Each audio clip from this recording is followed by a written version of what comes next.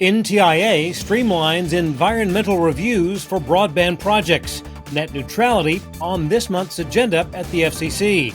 Casa Systems declares bankruptcy, with Vecima Systems set to buy its cable network business. Disney joins the crackdown on password sharing, and a mind-boggling breakthrough in high-speed data transmission. Those stories and more on This Week in the Broadband Universe. Hello, everyone, and welcome. I'm Craig Corbin. Environmental reviews will now provide fewer hurdles for broadband projects with the adoption of 30 new categorical exclusions to the National Environmental Policy Act. That from the NTIA this week. Categorical exclusions are actions deemed not to have a significant environmental impact. NTIA has determined that typical broadband projects should not require environmental assessments or impact statements. Since 2009, NTIA has used 11 categorical exclusions. Last month, the Council on Environmental Quality published findings that the new categorical exclusions would increase NTIA's efficiency in environmental analysis and decision-making while fully meeting NEPA's requirements. The move is expected to assist broadband providers in the construction phase of the BEAD program. NTIA has indicated that simplified reporting requirements for BEAD grantees will soon be issued. In just a matter of weeks, the process of reinstating net neutrality rules will receive an official vote by the Federal Communications Commission. The vote is on the Commission's April 25th open meeting agenda. NTCA, which represents cable and television companies such as Comcast and Spectrum, has indicated that the association will fight the move with litigation.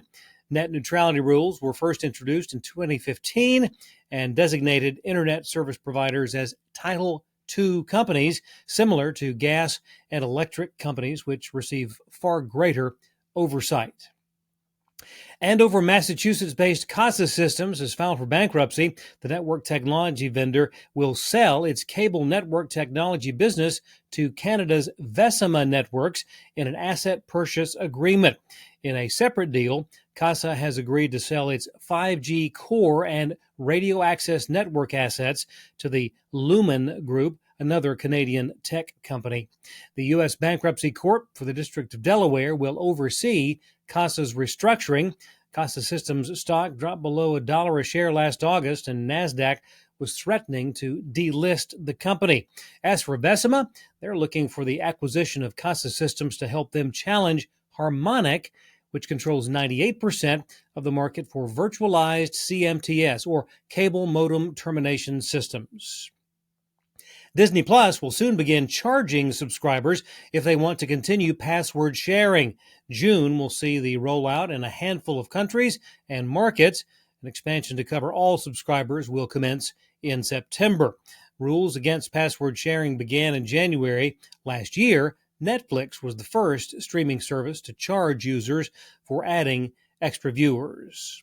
Word this week of a class action antitrust lawsuit claiming that Facebook parent company Meta intentionally tanked its streaming service Watch in order to appease Netflix, since that streaming service spent more than $200 million annually in advertising on Facebook back in 2019. The anti-competitive practices that Meta is being charged with include providing Netflix Facebook user analytics, along with access to their private direct messages. Worth watching to see how this develops. The Consumer Electronics Show in Vegas has always been the place to see the newest technology on display. It's also always been a big show.